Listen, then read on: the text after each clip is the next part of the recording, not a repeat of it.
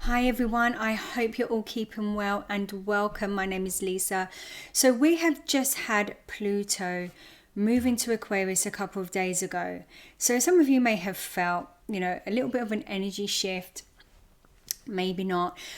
But this video is mainly to concentrate on the energy that we're going to be experiencing this year. Because it's a 20-year cycle, Pluto in Aquarius, and we don't want to sort of go into think about the whole 20 years. We want to concentrate on now. How can we harness the energy to start this cycle as smoothly as possible now? So I'm going to be going through every sign, and I'm going to be bringing in how we can use this energy with currently the North Node in Aries as well, and how that's going to influence how we're moving forward. And also just thinking about Jupiter moving into Gemini in the summer months as well, and just how this is all going to be working together. So I'm going to be giving some sort of hints and tips as well, how you can harness this energy and just work through it more smoothly. Because the thing is, we can harness the sort of the darker, lower vibration of the transit, or the more lighter, higher vibration. And if we know what we're working with, it means that we can use it to our advantage. So I'm going to be going through every sign. If you do want a bit more information on how Pluto is moving into Aquarius, how this sort of affects us generally, there is another video I've done, Pluto in Aquarius, Love Will Set You Free, so you can check that out, and that just gives a bit more of an overview of what you can expect. But otherwise, I'm just going to jump straight into the signs. So for Gemini, Sun, Moon and Rising, Pluto has just gone into our 9th house. Now I'm one of you. I've got my Gemini and my Moon in Gemini, and so Pluto's been in your 8th house, right? And that's quite heavy. It's the house of transformation and crisis, and so sometimes we have to have breakdowns to have breakthroughs, and I'm sure you've probably had many of them in the last 15 years. But the whole point really of going through that transit before moving into the 9th house is it shows us where we have now got resilience, what we've been through. And I'm sure there's things that you can probably look back on over the years and think, how did I even get here, and actually recognizing how resilient you are and what you've got through to be here, and how you can start to understand that sometimes, as hard as it is, that things happen to us, for us, not to us. They're not there to hurt us or to kind of feel hard done by, but actually that there are blessings in the things that can be challenging,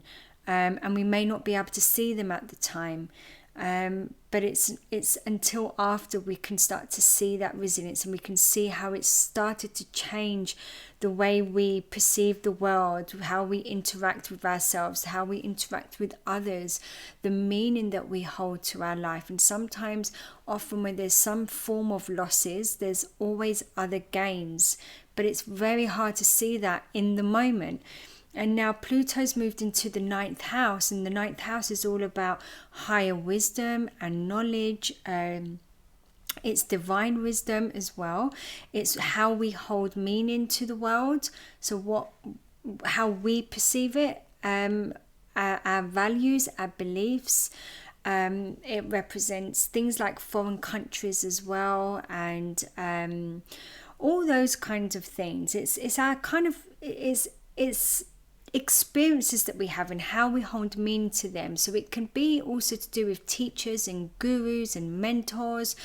So anything that kind of brings us a more sense of wisdom in our life. Wisdom in a way that kind of makes us feel more connected with who we are and how we move through the world. It's not just learning like, we're learning at school or courses, which is more 3rd house. This is more higher wisdom, divine wisdom. And so we'd only really be able to tap into this fully and truly when we have been through things that have opened our eyes to see things differently. And this is a time now where you're going to be more tested and challenged in the way you're showing up for yourself, the way you're showing up in the world and for others, and how you hold meaning as well to the things in your life and the things you value. And so I'm concentrating mainly on how Pluto is going to play out potentially this year, how we can use the energy. And so the North Node, which is the node of destiny, the North and South nodes, the nodes of destiny, they show us where we're heading in our life, what we need to be focusing on, areas that we need to grow in, and what we're sort of leaving behind. And so the North Node, which is where we're sort of going and heading, is in the North Node's in your 11th house. It's been there since last year, summertime last year. It's going to be there till beginning of next year, 2025. So we've got another year. And the North Node in the 11th house the 11th house is about our goals and wishes and dreams, like long-term goals, what we want for our future. And this could be changing now. And maybe you've sensed this changing over the last sort of 6 months or so. Maybe there has been a shift in your values and what you want for your future, or how does it look. And it's, there could be a change in, there could have been a change in the people you're around, communities, societies and groups and things like that. And so with also Pluto going into the 9th house, is could also be a time where you connect with higher wisdom, you connect with new insights by connecting with more people. This can be over the internet as well.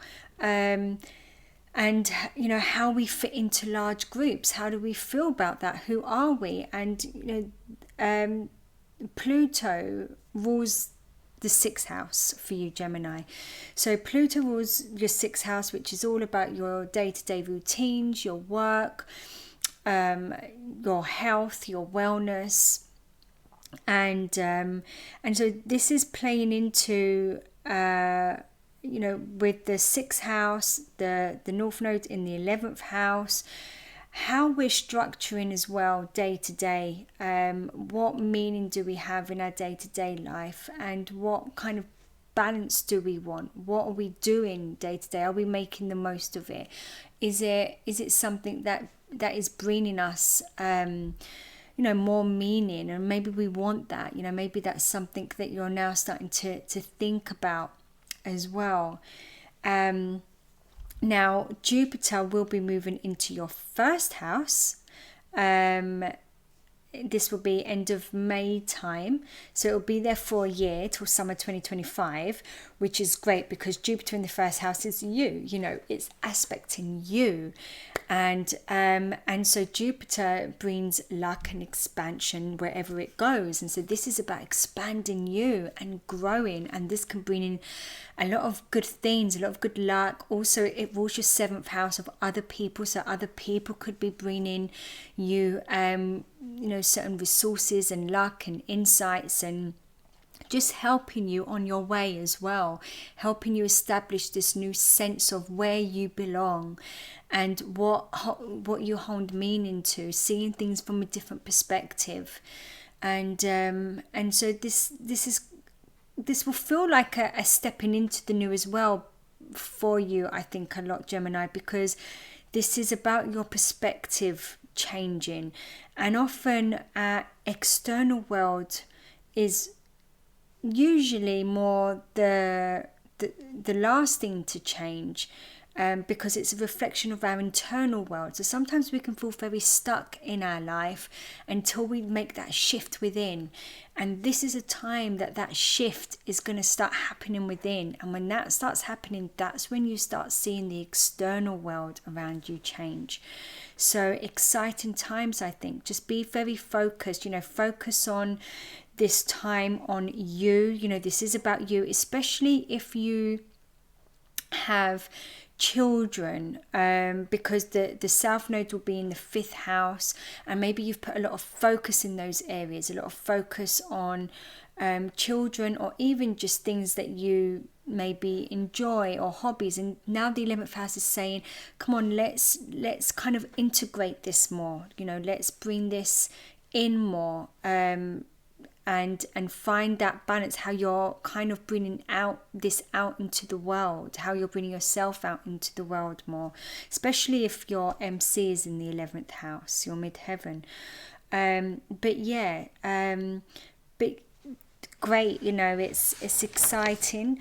But what I will do is leave you with an affirmation, and this is what I've been doing for all the signs. I've been leaving an affirmation at the end that you can just carry and say it to yourself or think about.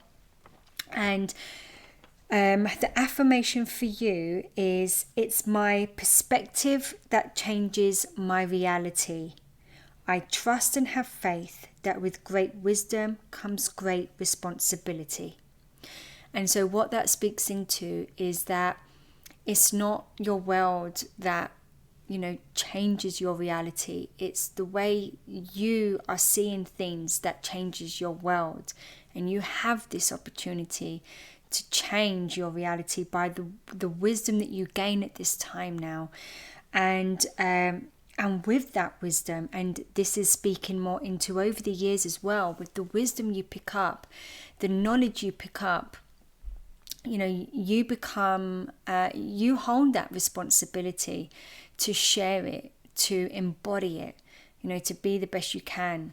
And so with that, Gemini, I wish you all the luck and all the best for this year ahead, and take care, and see you soon.